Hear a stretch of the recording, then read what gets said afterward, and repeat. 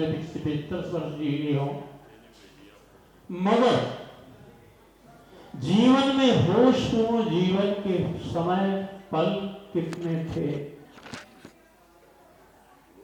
Meditation तो याद नहीं हो पाएगा, मगर एक छोटी सी ऐसी कहानी, ऐसा प्रसंग आपके सामने रखूंगा जिसको आपने अपने जीवन में कई बार पढ़ा होगा।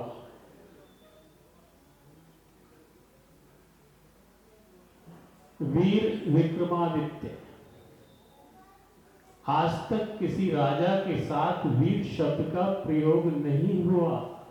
वीर हुए, शूरवीर हुए, मगर नाम के साथ वीर राम भी नहीं कहा गया, वीर कृष्ण भी नहीं कहा गया, वीर घटोत्कच भी नहीं कहा गया, और जितने हुए उनमें भी वीर नाम नहीं जुड़ा, मगर वीर नाम जुड़ा तो विक्रमादित्य के साथ जुड़ा। उज्जैन के राजा, मालवा के राजा वीर विक्रमादित्य, और कहानी सबने सुनी होगी, पढ़ी होगी, और मेरे ख्याल में बचपन में भी पढ़ी। अगर आज भी पढ़ने को मिल जाए तो कोई उसको छोड़ेगा नहीं। अभी आपको याद आएगा, आप कहेंगे हमने पढ़ी, हमने सुनी। तो एक मेरे जैसा अनपढ़ गवार फकीर उसके दरबार में गया और कहने लगा, महाराज मैं आपके लिए ये फल लेके आया हूं। राजा के दरबार में नियम था कि प्रतिदिन समय निश्चित था, कोई ना कोई व्यक्ति जाता, जो उपहार राजा के लिए चाहता ले जाता, राजा उसे लेता और आगे अपने मंत्री को पकड़ा देता।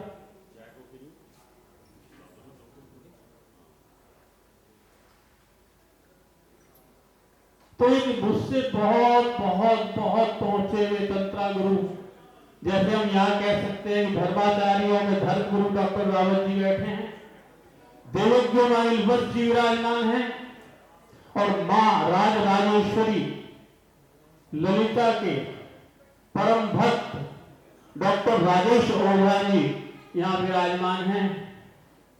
ब्रह्मचर्य का पालन करते हुए कपिल जी महाराज विराजमान हैं, और ग्रस्त का पालन करते हुए इस ज्योतिष पुंज को खड़े करने वाले अश्वनी गौतम जी यहाँ मौजूद हैं। तो उन सब में सबसे छोटा और कम ज्ञानवान तो मैं ही हूं। मैंने कहा राजा ने लिया, मंत्री को दिया। अब राजा इससे पहले कहता कि क्या चाहिए, क्यों राजा प्रतिफल देता है। जैसे आजकल हमारे यहाँ बच्चे करने लगे हैं काम, हमें रिटर्न गिफ्ट देना है, तो पहले राजा भी प्रतिफल दिया करता था। पर मुझ जैसा मूड अनपढ़ गवार, जिसे चाहिए ही कुछ नहीं और चाहिए कुछ भी नहीं, तो इंतजार किस बात का, दिया और चला आया। अगले दिन जाकर अपने गुरु को बताया कि गुरु महाराज आपका दिया हुआ फल मैं दे आया हूं, पर मुझे अच्छा नहीं लगा। कहने क्यों? कहने वीर विक्रमादित्य ने बड़े अनमने मन से लिया, और देखिए आप तो बड़े विद्वान हैं, ज्ञानवान हैं, मुझसे ज्यादा तेजस्वी हैं, आप जाएं। और ये क्यों कहा? ताकि गुरु के सम्मुख शिष्य में अहंकार उत्पन्न न हो। अगले दिन तो पहुंचे हुए मुनि राजा के दरबार में गए और फिर वही जंगली फल राजा को दिया। राजा ने देखा, फिर मंत्री को दे दिया। 10 वर्ष गुजर गए। फकीर रोज आता, साधु रोज आता और फल देता और फल देकर चला जाता। राजा विक्रमादित्य वो फल मंत्री को देता था। 10 साल बाद फकीर फिर आया, अपने नियम से आया, फल दिया। विक्रमादित्य ने कहा, ये रोज मुझे एक फल देता है, मांगता कुछ नहीं, प्रतीक्षा करता नहीं है, देखो तो सही इस फल में है क्या। विक्रमादित्य ने उस फल को तोड़ा, और तोड़ा तो क्या निकला, एक जगमग जगमग करता हुआ अमूल्य बेशकीमती हीरा निकला। तो आ जाइए, वेताल 25 पे आ रहा हूं मैं, और वेताल 25 की पहली कथा है ये। और विक्रमादित्य भी बेहोश होता रहा, होता रहा, होता रहा। अब राजा ने कहा ये क्या है, कह लेंगे आप चाहते क्या हैं, आप 10 साल से लगातार आ रहे हैं, कुछ मांगते नहीं, तो क्या चाहते हैं, कल नहीं कल बताऊंगा। चला गया। अब अगले दिन फकीर आया, फकीर कुछ नहीं लाया। वीर विक्रमादित्य ने कहा कि इस फल में हीरा था तो बाकी, उनका मंत्री वो हीरे कहां हैं, वो फल कहां है, कहां रखे, किसको दिए। कल महाराज जैसे आपने अनमने मन से मुझे दिए थे, मैंने भी एक कुएं में डालने शुरू कर दिए और ढकवा देता हूं ताकि उसकी बदबू ना आए। खोलो। तो कुआं खोला गया तो बदबू बड़ी भयंकर थी, मगर जब अंदर झांका गया तो अरबों खरबों के अमूल्य वो हीरे उस कुएं में सड़ रहे थे। और याद रखिए, जब तक आप बेहोश हैं, आपके अंदर पड़े हुए लाखों करोड़ों अरबों के ज्ञान के हीरे अब भी सड़ रहे हैं। अब राजा कहने लगा, फकीर को पहुंचा हुआ है, पहुंच गया, कह लगे आदेश कीजिए, मैं क्या करूं। कह राजा मुझे वीर विक्रमादित्य चाहिए। मांगा भी तो क्या, हम भगवान के पास जाते हैं क्या मांगते हैं, मेरे को सोना दे दो, मुझे चांदी दे दो, मेरी बेटी की शादी करा दो, मुझे पोता दे दो, मुझे बीवी सुशील दे दो। पोता तो हो गया, पोते के यहाँ एक बेटा भी दे दो ताकि मुझे सोने की सीढ़ी लग जाए। सरलता और सहजता। तो फकीर ने बड़ा शोट करके सुनाता हूं, फकीर ने कहा कि राजन तुझे मेरे लिए शमशान में रात को जाना पड़ेगा और वहां से उस पेड़ पर लटका हुआ एक शव है उसको लेके आना है। फकीर ने नहीं बताया कि वो वेताल है। ये पहली कहानी, और ये पहली कहानी आपको सरल, सहज और होशपूर्ण बनाने के लिए काफी। विक्रमादित्य ने मान लिया, तलवार कब्र में बांधी और रात को 12 बजे गया। जैसे उस शव को उतारने के लिए पेड़ पर चढ़ता है, शव बहुत जोर से हंसता है और जमीन पर गिर जाता है। विक्रमादित्य नीचे आता है, शव ऊपर लटक जाता है। विक्रमादित्य ने तरकीब लगाकर शव को कंधे पर उठा लिया। वेताल क्या कहता है कि वेताल ने कहा कि विक्रमादित्य मैं जानता हूं तुझे जिसने भेजा वो बहुत ही धूर्त, मक्कार और पहुंचा हुआ तांत्रिक है। ऐप के ऊपर बोलो, ऐप के ऊपर आप बोलेंगे। मैं पहले सरल और सहज और होशपूर्ण कर लूं। सरल, सहज और होशपूर्ण हो जाए तो फिर हम कुछ बात करें। अब वही बात है, पहली क्लास के बच्चे हों और उनको 10वीं का क्वेश्चन दे दिया जाए तो समस्या है, तो मैं तो पहली क्लास का भी नहीं, नर्सरी का हूं।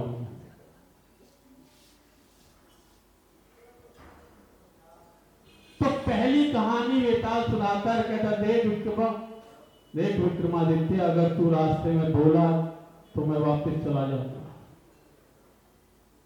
और मैंने कुछ पूछा और तुझे आता हुआ और तूने जवाब नहीं दिया, तेरा सर फट जाए। तो पहली कहानी क्या थी, कहते एक पुराने जमाने में एक संत थे, उनका आश्रम था। जैसे हम भी ज्योतिष पुंज गुरुकुल की स्थापना करना चाहते हैं। उनके यहाँ शिष्य थे, बहुत शिष्य थे, 3 शिष्य बड़े विद्वान थे, और उन ऋषि की एक कन्या थी, अत्यंत सुंदर और रूपवान थी, और वो तीनों युवक उस युवती से प्रेम करते थे। युक्ति के लिए समस्या यदि किसको हाँ करूं किसको ना कहूं, तीनों विद्वान हैं। और इसी में उसने आत्मग्लानि में आत्महत्या कर छोड़ा छाड़ा। मेरे जैसे कपड़े पहन लिए, कंधे पे एक झोला लटका लिया और कहने में जा रहा हूं और मैं पूरा प्रयास करूंगा कि कोई ना कोई मंत्र, कोई ना कोई यंत्र, कोई ना कोई विधि ऐसी जरूर होगी जो इंसान को दोबारा जीवित कर सके। खोज में लग गया। दूसरे को अत्यंत प्रेम था। उसने क्या किया, अस्थियों को चुना, नदी में ले गया, साफ किया, भर के मटके में रख लिया और ढक के रख लिया। प्रतिदिन उन अस्थियों को ले जाकर स्नान कराता, उन पर फूल चढ़ाता। और तीसरा हो गया बैरागी। वो वही जहां चिता भस्म की थी वहीं बैठ गया, कल मेरा जीवन तो समाप्त हो। कहानी समाप्त होती है। वेताल कहता है अब विक्रमादित्य भी बेहोशी में आ गया था। ध्यान रखना, जब कथा सुंदर लगती है तो आदमी एक अजीब सी मूर्छा में जाता है। पहले विक्रमादित्य सुन रहे हो ना, एक तो कंधे पे लटका हुआ है, ऊपर से बोलने की मनाही है, गर्दन हिलाई। कह लगे कुछ वर्षों के बाद तीनों का नियम चल रहा है, तो जो यंत्र मंत्र विधि ढूंढने गया था उसको विधि मिल जाती है कि यदि मरे हुए व्यक्ति की अस्थियां हो, भस्म हो, तो इस मंत्र से जीवित किया जाता है। बड़ी प्रसन्नता से वापस लौटा। वापस लौटने पर उसने कहा किसी ना किसी ने तो अस्थियां संभाल के रखी होंगी। अब बताइए, वर्षों बाद अस्थियां संभाल के कौन रखता है।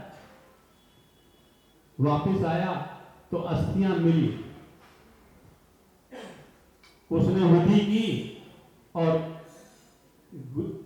गुरु कन्या युवती स्वरूप जितनी सुंदर पहले थी उससे अधिक सुंदरी बनकर जीवित हो गई।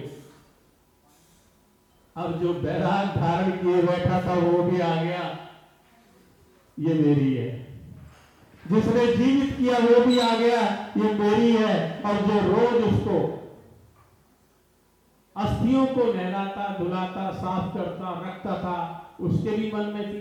कहने लगे राजा वीर विक्रमादित्य, अब ये बताओ कि इसकी शादी किससे होनी चाहिए। और शादी युवती करेगी, फैसला भी युवती का होगा। तूने कहानी सुनी है, तुझे बहुत अच्छी लगी है, मैं जानता हूं कि इस कहानी को सुनकर तू प्रसन्न है, तुझे थकान भी नहीं हुई। अगर तू इस प्रश्न का उत्तर जानता है कि युवती किससे शादी करेगी तो बता, और अगर जानते हुए नहीं बताएगा तो तेरा सिर अभी फट जाएगा।